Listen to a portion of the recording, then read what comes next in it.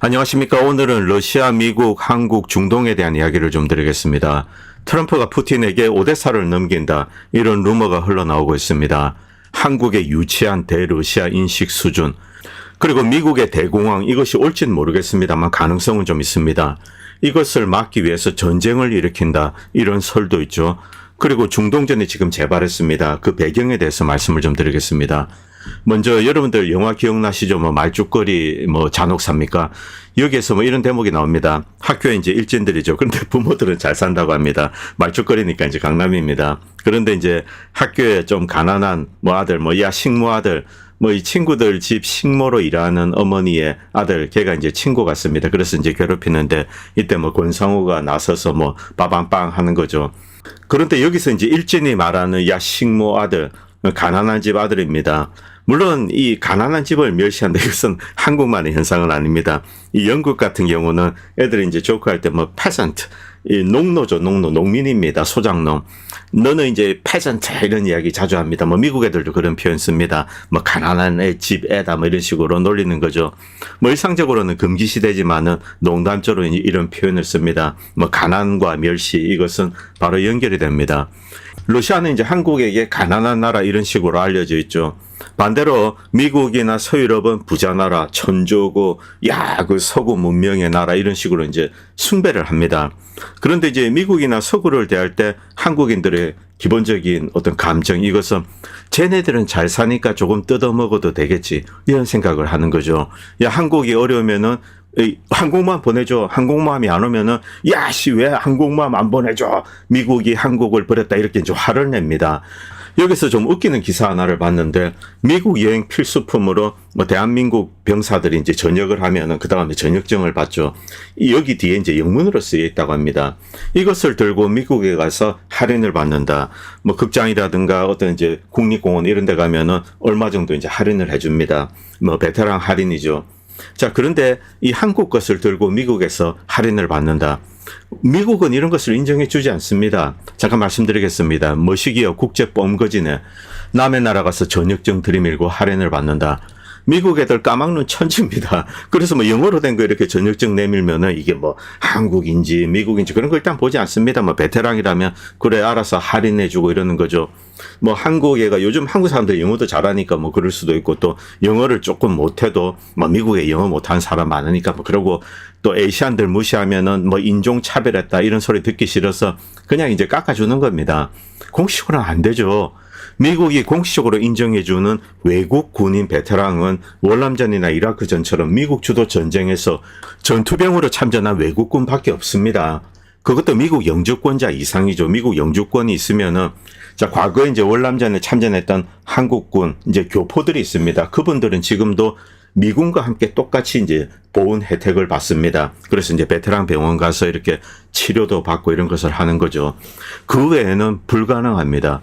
세금도 안 되면서 미국 성적이 흔든다고 이제 디스카운트 해줄 것 같냐? 이게 거지근성이죠. 예전에 저 기억납니다만 그랜드 캐년에 들어가서는 안 되는 구역이 있습니다. 여기 한국 관광객 어떤 청년이 들어가서 거기서 떨어져서 머리 수술하고 100만 불 의료비가 나왔는데, 의료보험 이제 여행자 보험도 안 들고 갔습니다. 그런데 결국에 어떻게 됐습니까? 그냥 한국으로 가버렸습니다. 미국은 이것을 미국 병원에서는 대손 처리했겠죠. 자, 이 중공은 신이 없는 배금주의. 중국의 가장 큰 문제는 돈에 미쳐 있다는 겁니다. 그런데 한국은 어떻습니까? 신도 팔아먹는 배금주의죠. 중국에는 종교의 자유가 좀 제한되어 있기 때문에 신을 팔아먹지 못하죠. 그런데 한국에는 사이비 종교도 많고 신도 팔아먹는 사람 많습니다. 이 배금주의, 돈이 절대적으로 모든 것을 재단한다, 이런 의식을 대한민국은 가지고 있는 거죠. 자, 일진들이 있습니다. 영국, 프랑스, 미국 다 잘 사는 나라들입니다. 이들이 모여서 이제 러시아를 뚜까 팹니다. 뚜까 팼는데 러시아가 있다가 그냥 와 하고 이제 나와서 두들겨 팹니다. 그래서 이겼습니다. 그런데 여기서 패한 일진들은 일단 싸움이 안 되니까 물러섰습니다. 그리고 뒤에서 이제 험담을 하는 거죠. 야, 러시아 제 여전히 식모 아들이야. 뭐 강남에 이제 말죽거리다. 그러면 이제 우리 아빠는 뭐 삼성전자 이사야, 우리 아빠는 뭐 의사야, 변호사야. 그런데 저 집은 식모아들이고 아버지는 분식집에 뭐 이런 식으로 이제 뒤에서 헐뜯는 거죠. 이게 한국인의 대러시아 인식 수준이라는 겁니다. 물론 러시아가 이 서구에 비해서 이제 경제적으로 지금 열악한 상황입니다. 물론 여기는 뭐 여러 가지 이유가 있습니다. 일단 부패한 올리가크 체제에서 러시아가 완전히 벗어나오지 못했다. 그리고 서구 이 자유주의 시장 이쪽에서 러시아를 온전히 받아들이지 못해서 여전히 교육이라든가 상당한 부분에서 이제 제한돼 있었다. 이건 뭐 이번 전쟁 이전에도 이제 있었던 일입니다. 자, 그리고 공산주의 체제의 어떤 이제 이 모순 이런 것이 여전히 이제 잔존해 있을 수도 있습니다. 그런데 러시아 일반적인 수준, 뭐 학문이든 기초과학이든 예술이든 여러분들이 사진을 보시기 바랍니다.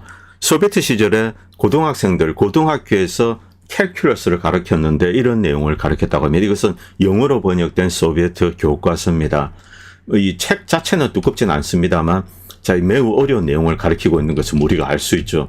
그런데 미국이나 뭐 지금 한국도 마찬가지입니다만 고등학교에서 이런 수준을 가르치고 있지 않습니다. 미국은 훨씬 더 열악하죠. 그런데 최근에 이제 러시아에서 문제되는 것도 과거에 비해서 좀 낮은 수준의 수학을 가르친다. 이것이 문제가 되고 있습니다. 그러나 여전히 미국이나 한국보다는 뛰어난 레벨을 가르치고 있습니다. 자, 이 한국이 러시아를 바라볼 때 가난하기 때문에 후진국이다. 그래서 너희들이 전쟁에서 이겼는지 모르지만은 여전히 너희들은 가난한 나라고 야만적이야. 이런 의식을 한국인들은 일반적으로 가지고 있는 거죠. 왜? 한국은 돈에 미쳐 있기 때문에 그렇습니다. 돈으로 모든 것을 재단하기 때문에 그런 겁니다. 그런데 이런 것은 순간입니다. 어떤 뭐 과학 교육 수준이라는 이런 게 이제 일반적으로 이렇게 좀 차이가 납니다. 그러면은 한 몇십 년이 지났을 경우 이게 뒤집어지는 거죠. 그 대표적인 현상이 지금 중국과 미국 간의 역전에서 벌어지는 겁니다. 뭐 오늘 이런 유치한 기사가 떴는데 미국 원자로 설계 기술이 이렇게 한국으로 유출하려다 적발되었다. 이것 때문에 민간 국가가 되지 않았나 뭐 이런 기사가 올랐습니다. 그런데 원전 관련돼서 뭐 원자로 설계 이런 부분 관련돼서 한국에서 일하고 계시는 분들은 이 기사를 보고 배를 잡았을 겁니다. 미국에서 훔칠 원자로 설계 기술이 뭐 있습니까? 이미 한국은 미국보다 우월한 능력을 가지고 있습니다. 그리고 미국이 어디에 수주를 합니다. 미국 내는 이 원자로를 지을 기술 인력도 없습니다. 요즘은 설계 인력도 없습니다. 그래서 한국에 하청을 줘야 되는 그런 상황이죠. 한국이 탐내야 되는 최신 원자로 혹은 소형 원자로 기술, 이것은 오히려 프랑스나 러시아, 중국이 더 뛰어난 기술을 가지고 있다고 알려져 있습니다. 그래서 한국 원전에서 일하시는 분들이 이 기사 보고 웃었을 겁니다. 미국은 이런 부분에서 이제 뒤처지기 시작했습니다. 뭐 빌 게이츠가 소형 원자로 만든다 이렇게 이야기하지만 아직까지는 좀 이제 개념도 수준에 머무르는 것으로 알고 있습니다. 그리고 어떤 분이 페이스북에 이제 이런 기사를 올렸는데 먼더스탠딩이라는 방송에서 뭐 중국의 수학 영재가 몰려온다. 중국은 지금 어쨌든 한국보다 뛰어난 수준의 수학 교육을 하고 있습니다. 중국에서 만난 뭐 조선일보 기자 이벌찬 기자 뭐 누군지는 모르겠습니다. 이분이 뭐 유튜브 나와서 이야기했는데 첫 번째 중국은 강력하고 체계적이고 국가적인 수준의 비평준 학벌 시스템이 존재한다. 상위 몇 프로를 골라내는 일을 한다는 거죠. 자, 그래서 이 영재들에게 투자를 합니다. 그리고 사교육 개입을 최소화합니다. 국가가 이제 발굴해서 이들에게 전폭적인 투자를 하는 거죠. 그리고 이공계를 나와야 성공한다는 이미지를 국가가 주입합니다. AI 관련 직종 평균 월급이 의사보다 높습니다.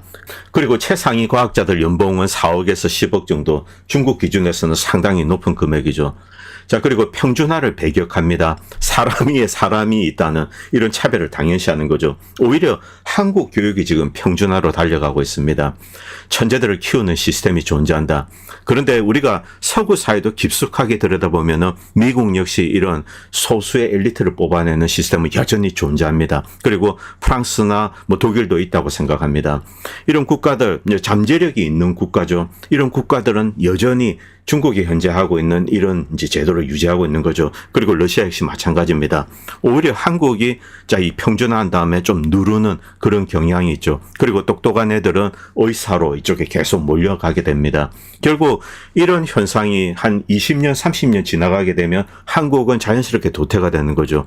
그리고 미국과 중국의 기초과학에 대한 교육 수준의 격차, 이것도 점점 더 이제 벌어지기 시작했습니다. 중국이 앞서 나가는 경향이 있다. 물론 미국도 이제 뛰어난 학자들은 있습니다만 중국이 지금 빠르게 이제 미국을 추월해서 따라잡고 오히려 이제 어떤 양적인 측면에서는 중국이 앞서가고 있는 거죠. 이런 현상은 결국 제조업으로 연결이 됩니다. 첨단 제조업이죠. 미국은 여전히 중국보다 뛰어난 첨단 제조업을 가지고 있습니다만 이런 이제 교육 수준의 격차, 이것이 언제 산업에도 영향을 끼칠 것인가? 이것은 시간 문제라는 겁니다.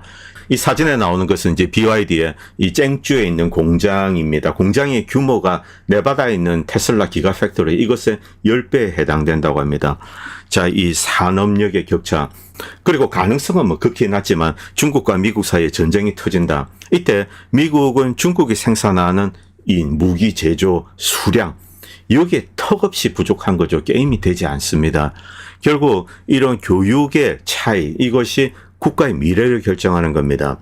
러시아는 엄청난 잠재력을 가지고 있습니다. 뭐 예술, 기초과학 이런 부문, 그리고 그들이 가지고 있는 무기, 이것은 이미 서구 무기를 압도하고 있습니다. 우주과학에 있어서도 그렇습니다. 그런데 한국인들 대부분은 러시아, 후진국, 가난한 나라, 이런 식의 이제 패러다임에 갇혀 있는 거죠. 이것은 러시아에 어떠한 영향도 끼치지 못합니다. 러시아가 미워서 이렇게 헛소리를 할 수 있습니다만 이런 유치한 세계 인식은 결국 대한민국의 목을 조이게 될 뿐입니다. 가장 무서운 것은 스스로가 만들어낸 프로파간다입니다. 미국 역시 스스로 만들어낸 프로파간다, 이것 때문에 미국이 점점 더 약화되어 온 겁니다. 다시 러전으로 돌아오겠습니다. 과거 이제 할 것이면 러전 초기입니다. 이 우크라이나는 가장 큰 선물이다. 러시아를 해체할 수 있는, 러시아를 파괴하고 푸틴을 제거할 수 있는 가장 큰 선물이다. 이때 마이단 폭동 때 이제 이런 이야기를 했습니다. 이 미국이 러시아를 무너뜨리기 위해서 수십 년 동안 공작질을 해온 것, 여기에 대해서 언급을 하지 않고 러전에 대해서 이야기한다. 이것은 애초 말이 되지 않는 겁니다. 제가 2022년 3년 전입니다. 3월 4일 러전이 터지고 한 10일 뒤입니다. 이때 이런 글을 썼습니다. 자, 이 서구에서는 푸틴은 나치다. 한국에서도 뭐 그렇게 떠들었죠. 유치하지만 간편한 방법입니다.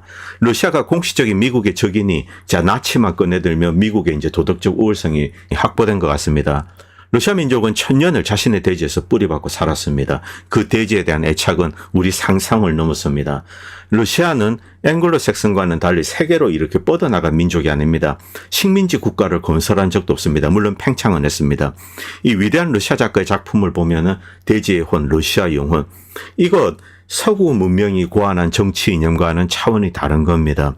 이 러시아는 대지에 평화롭게 뿌리박은 나무와도 같습니다.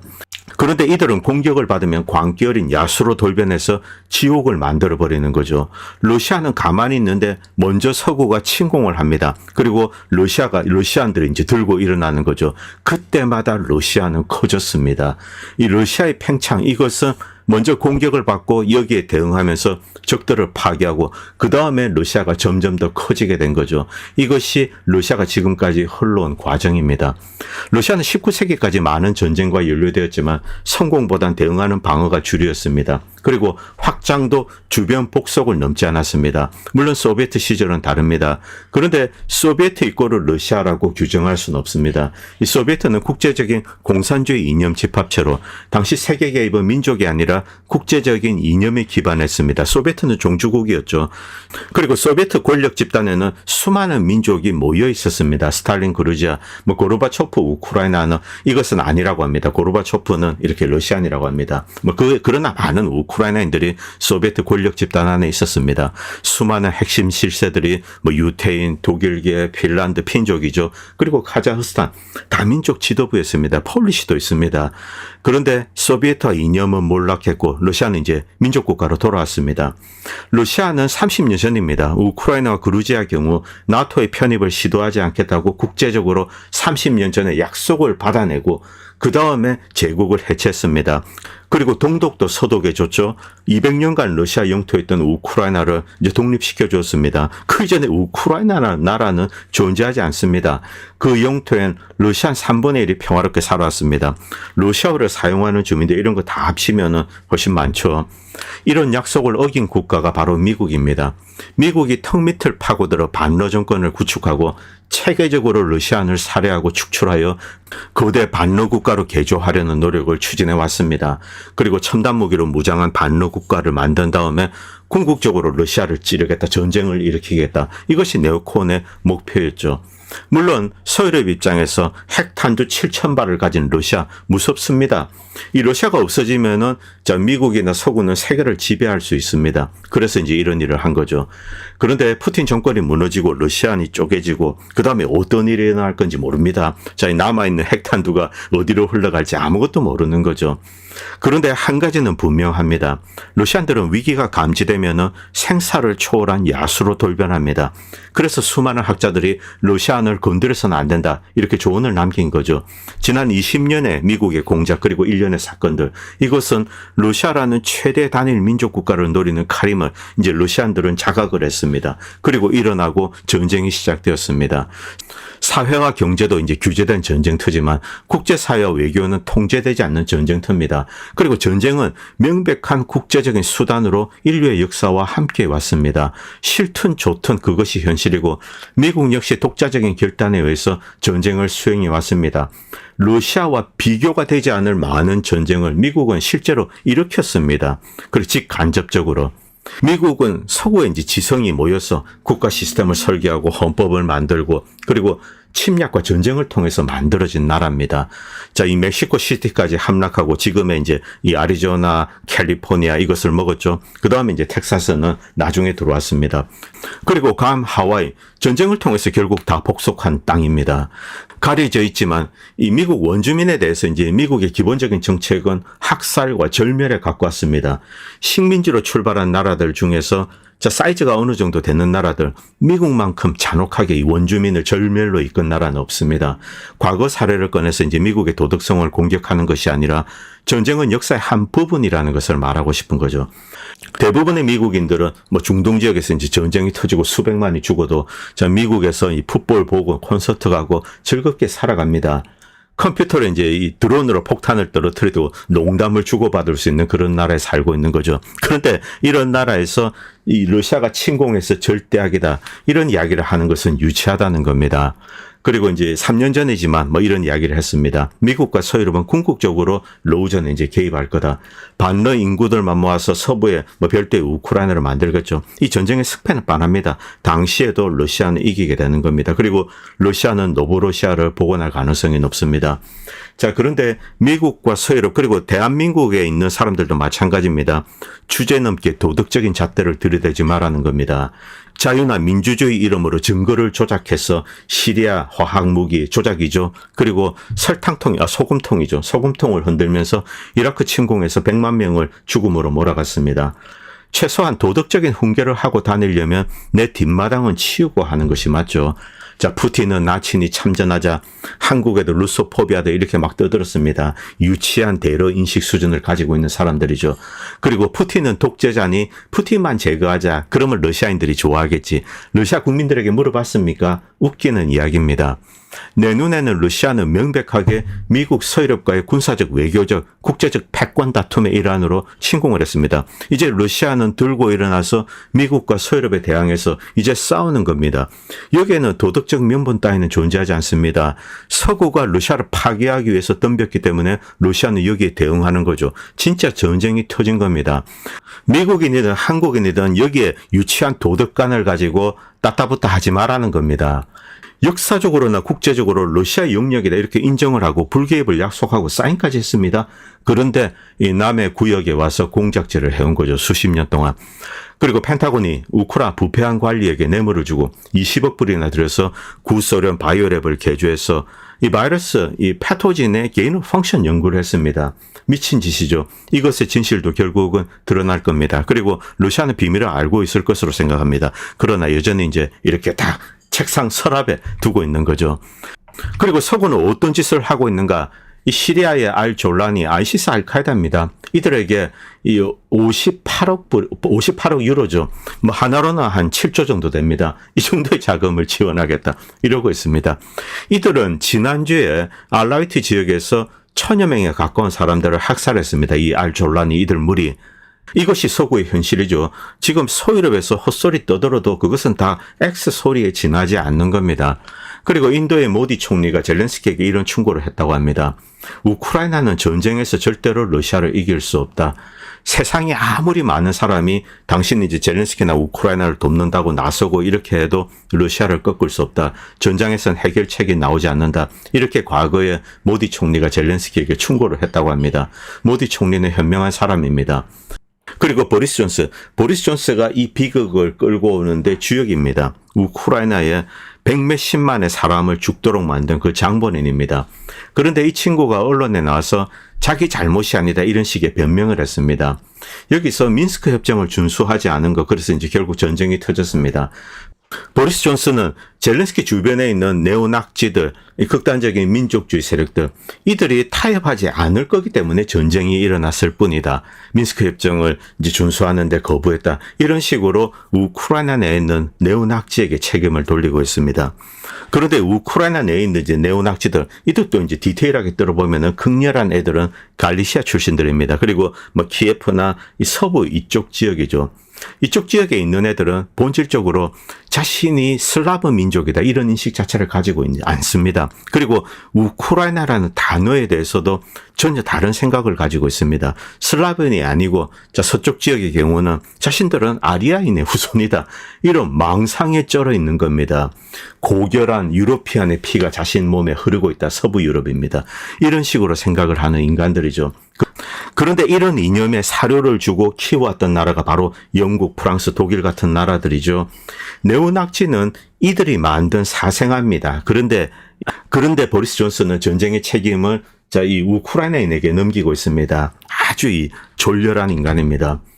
그리고 이 짤, 여러분들이 잘 아시는 이제 오스트리아의 군사 분석가 이 마르쿠스 라이스너입니다. 이 라이스너가 이런 글을 썼습니다. 자, 지금 많은 사람들이 이런 이야기를 한다. 러시아군이 매우 천천히 이렇게 진군을 하고 있습니다. 이런 식으로 진군하면은 르비프 도착하기까지 100년이 걸릴 거다.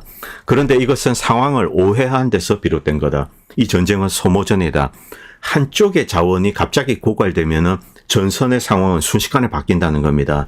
자, 누적 효과가 터져 나오는 거죠. 1초 만에 저기 당신 진지로 들어와 있고, 그 다음 1초는 이미 이제 적은 저 앞까지 나서 있습니다. 이 당신은 완전히 고립되어 있는 거죠. 그리고 그 다음에 이제 어느 순간에 보면은 적들은 르비프에 있다는 겁니다. 자, 이제 공격 경로가 불가능하다는 것을 이해했다면 이제 더 이상 다른 수단이 없습니다. 소모전에서 우크라이나가 패하고 또 서구와 미국이 패했습니다. 이 서방은 추가적으로 장비 같은 것을 줄 수 있습니다만 그럼에도 불구하고 이제는 병력이 없습니다. 자, 이 서구가 만약에 직접 참전한다. 그때는 어느 정도 더 버틸 수 있습니다만 그때도 역시 소모전은 진행될 겁니다. 그리고 이제 영국군과 프랑스군 역시 소모되고 이들은 이제 물러나게 되는 거죠. 사라지는 겁니다. 자, 결국 목표를 수정해야 된다. 우크라이나는 어떤 종류의 휴전이라도 지금 하는 것이 유리하다. 이렇게 충고하고 있습니다. 만약 그렇게 하지 않는다면 러시아 군대는 어느 순간에 순식간에 드네프르강까지 올 거다. 결국 이제 우크라이나군은 더 많은 땅을 빼앗기게 될 거다. 이렇게 충고하고 있습니다. 자, 지금 서유럽이나 미국에서는 무기를 많이 생산해야 된다. 이렇게 떠들고 있습니다. 여기에는 많은 비용이 들죠. 자, 다시 미국과 서구 세계로 오겠습니다. 자, 러시아가 지금 세졌습니다. 그리고 배후에는 130만의 정예군들이 딱 버티고 있습니다. 이들은 유럽군과의 있을 전쟁 여기에 대비하고 딱 있는 거죠. 그런데 이제 여기서 유럽 내부로 돌아오겠습니다. 프랑스, 영국 국민, 독일, 자, 오스트리아 잘 살고 있습니다. 어떤 집은 차도 2대 가지고 있습니다. 그리고 1년에 한 번 태국 같은데 휴가도 가죠. 자, 그런데 지금까지는 가장 심각한 문제는 기후변화야, 기후변화야 이렇게 이야기를 했습니다. 그런데 갑자기 러시아가 최대 문제로 떠오른 겁니다. 자, 이것을 하기 위해서는 방위비에 투자를 해야 됩니다. 자, 이제 기후나 뭐 소셜 아젠다 이런 데 자금을 이제 국방으로 옮겨와야 되죠.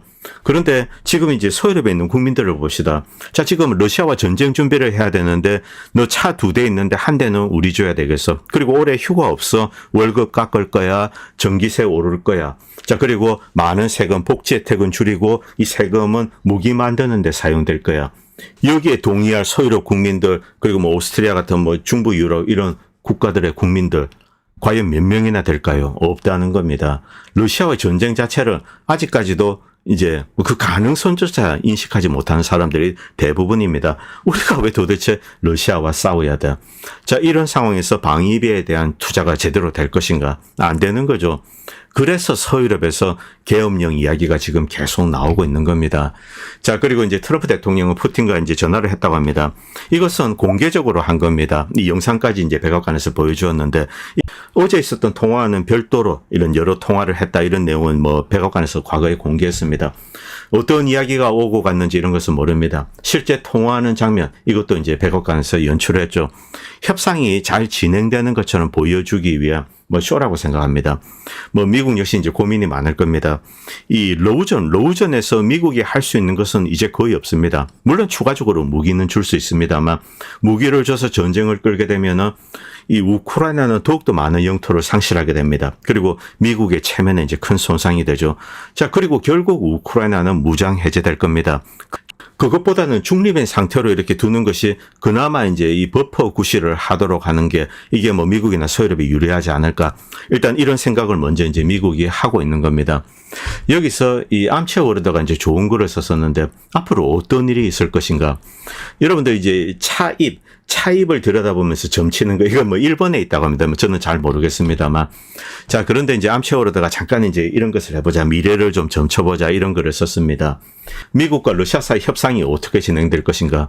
첫 번째, 일부 영어권 논평가들은 푸틴이 이제 트럼프에 많은 양보를 할 것이다. 이런 추측을 하는데 러시아 측에서는 이런 이야기는 입도 꺼내지 않고 있다. 이미 전쟁에서 이기고 있는데 푸틴이 왜 양보해? 그리고 양보하면은 결국 니들은 자, 우크라이나 또다시 이제 무기로 개조를 할 겁니다. 러시아는 이제 잘 알고 있죠.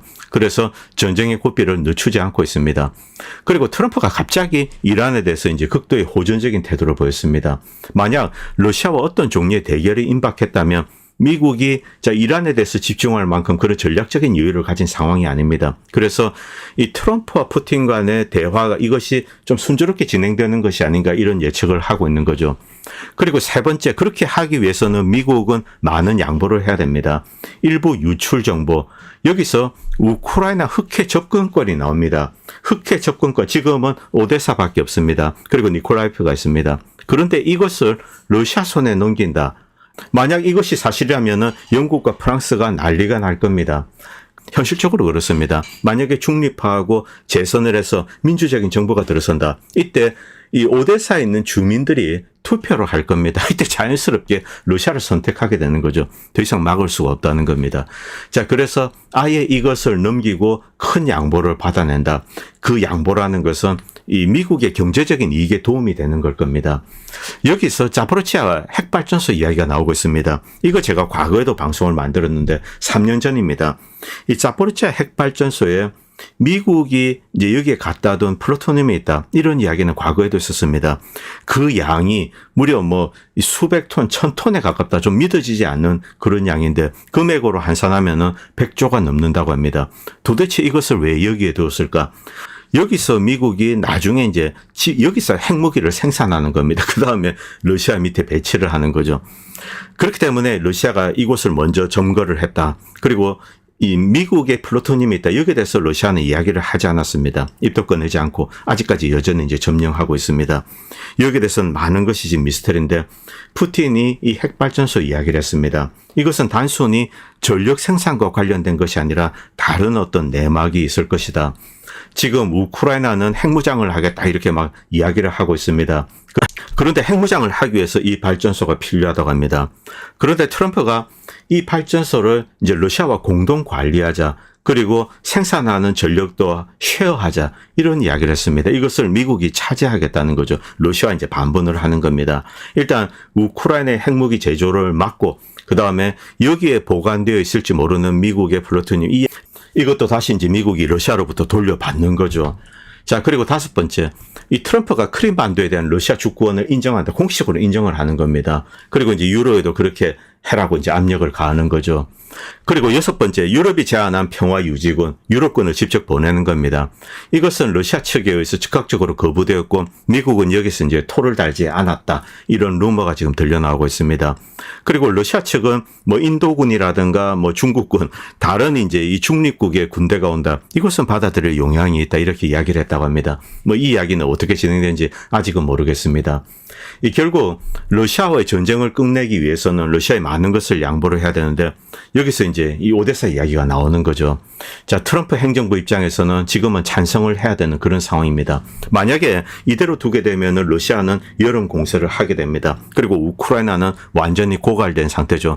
이런 상태로는 훨씬 더 많은 영토를 러시아에 빼앗길 수가 있습니다. 그래서 러시아에 어차피 빼앗길 거면 주고 그 다음에 러시아로부터 일부 양보를 받아내자. 자, 이 오데사, 여기에는 러시아의 전략적인 이해가 있습니다. 안보 이익이 있죠. 여기에 대해서 침해를 하려고 하는 국가 뭐 프랑스와 영국입니다. 그런데 미국은 이 우크라이나를 두고 이제 러시아와 싸울 이유가 없습니다. 그래서 안보적인 우려를 완전히 제거한다. 그런 측면에서 이 흑해를 떼주는 겁니다. 그리고 대신에 아직 이제 러시아가 먹지 못한 뭐 드네프르 지역 그리고 돈바스 일부 지역 여기에 많은 자원이 있습니다. 이것을 미국이 가져가겠다. 이런 식으로 이제 딜을 하는 거죠. 이것은 어쨌든 암체 워로드의 추측입니다. 그런데 공교롭게 오늘 뉴욕타임즈에 이런 기사가 올라왔습니다. 트럼프가 오데사를 푸틴에 줄 수도 있다. 이것에 대해서 이제 키예프가 두려워하고 있다는 겁니다. 이런 기사가 올라왔죠. 자, 오데사 지역은 한 60% 이상의 주민들이 러시아계 친러 주민들입니다. 그래서 제렌스키 정권이 붕괴되면은 이 오데사는 러시아 손으로 떨어지는 거 이것은 뭐 불을 보듯 뻔합니다. 네오낙지들이 무장이 해제된 상태에서 오데사 주민들을 통제할 수 없겠죠. 그래서 아예 넘어갈 거면은 트럼프가 야, 통 크게 이제 야, 푸틴 너 가져 이렇게 하고 주는 겁니다. 여기에 대한 기사가 이미 뉴욕타임즈에 올랐습니다. 그리고 오늘 우크라이나군 일부가 벨고로드 지역에 들어갔다고 합니다. 들어갔는데 이렇게 두들겨 맞고 이제 도망을 갔다는 거죠. 얘네들도 지금 뭐 제정신이 아닙니다. 자, 그런데 지금 뭐 미국 경제 상황이 어떠한가? 이것은 미국의 이 농업 수출입니다. 크게 감소했습니다. 우리 적자국입니다. 미국이 농산물을 수입을 한다. 이런 이야기 여러분들 들어보셨습니까? 자, 도대체 어떤 일이 벌어지고 있는가? 여기에 가장 결정적인 기여를 한 나라 어딜까요? 바로 중국입니다. 이 중국이 미국으로부터의 농산물 수입을 줄이고 어디로부터 사올까요? 바로 러시아와 브라질. 이 중국이 미국으로부터 이제 농산물 수입을 줄이고 브라질과 러시아로부터 대거 이렇게 사들이고 있습니다. 그러자 미국이 식량 수입국이 된 겁니다. 식량 수입국. 충격적인 내용이죠. 미국 경제를 지탱하고 있는 게 지금 무엇일까 들여다보도록 하겠습니다. 첫 번째는 석유 및 가스 수출. 일단 뭐 지구상에서 가장 많은 이 에너지를 생산하고 있습니다. 그리고 두 번째는 첨단 기술. 그리고 이제 이 저작권으로 보호가 되어 있습니다. 미국은 첨단 기술의 이제 지적재산권으로 뭐 한국이나 일본 이들로부터 또 이제 로열티를 받아가고 있는 거죠. 바로 그렇기 때문에 중국 경쟁사를 금지하고 억누르고 있는 겁니다. 그 다음은 이제 군수 산업입니다. 그리고 월가, 금융 자본이죠. 이런 것들이 지금 미국 경제를 지탱하고 그리고 제조업 이것은 붕괴되고 있고 그리고 농업 같은 경우 최근에 이제 트럼프가 반이민 정책을 취하면서 이 농장에서 일하는 불법 체류자들, 입국자들 이들이 막 도망을 가고 숨고 이래가지고 지금 이 미국의 이제 이 뭐 농장들, 거대 농장들 이들이 좀 난리가 났습니다. 뭐 그러나 이쪽은 현실적으로 이제 단속을 하기가 힘들어서 하지 않는다고 합니다. 왜냐하면 이 농업 자본들이 거세게 저항하고 있기 때문에 또 그들 눈치도 봐야 되죠. 그래서 이제 다시 뭐 노동자들이 돌아오고 있다 뭐 이런 이야기는 들려오고 있습니다. 자, 이 미국 경제 뭐 제가 뭐 미국 경제의 어두운 측면들 뭐 공적 부채 이런 이야기는 많이 드렸는데 자, 최근에 캐나다 침공 이야기가 나오고 있습니다. 그런데 똑같은 시나리오가 1930년대에 있었습니다. 1930년대 바로 경제공황 시기입니다. 이 미국이 왜 캐나다를 침공하려고 했을까? 뭐 여기에 대해서는 여러 가지 이야기가 있는데 첫 번째는 영국이 이제 미국에 돈을 빌려준 거, 영국이 이제 그것을 달라고 해서 뭐 쳐들어가서 그냥 그 채권을 무효화한다. 1차 대전 때 영국이 미국에 이제 전쟁 차관을 제공했다고 합니다. 자, 이 대공황 상황인데 이제 전액 상환해라 이러니까 막 그냥 캐나다 침공할까? 당시는 어쨌든 영연방입니다. 그래서 뭐 이런 계획이 잠깐 나왔는데 좀 황당한 계획이죠. 그런데 지금 갑자기 이런 이야기, 뭐 그린란드를 쳐들어간다, 파나마를 쳐들어간다, 캐나다 먹는다. 자, 이런 이야기 배경에는 미국의 어떤 절박한 공적 부채 문제가 있지 않을까. 그리고 제조업 붕괴도 여기에 연루가 되어 있습니다. 만약 앞에서 있었던 것처럼 이런 상황에서 식량 부문처럼 갑자기 이제 수입국으로 전락한다. 미국의 농업 생산량이 뭐 줄어들었다 이런 것은 아닙니다. 상당 부분이 폐기가 될 겁니다. 미국의 농산물을 사던 고객들이 등을 돌리고 자 중국 같은 경우 브라질이나 러시아산 이 곡물 이런 것을 수입을 하고 있는 거죠. 이런 식으로 산업부문 하나씩 이렇게 무너지다 보면은 언제 대공황이 닥칠지 모릅니다. 그렇기 때문에 뭐 캐나다를 침공한다 이런 이야기가 나오지 않을까. 이러다가 언제 공황적인 상황이 이제 들이닥칠지도 모릅니다. 이런 것에 대비하기 위해서 전쟁을 하려고 하는 게 아닌가. 뭐 이런 추측도 할 수가 있죠. 자, 이 중동 내용을 다루려고 했는데 오늘 방송이 길어져서 그것은 내일로 미루도록 하겠습니다. 오늘은 여기까지 하도록 하겠습니다. 감사합니다. 본 채널은 시청자님들의 후원으로 유지됩니다. 여러분의 도움은 작은 미디어에 큰 도움이 됩니다. 감사합니다.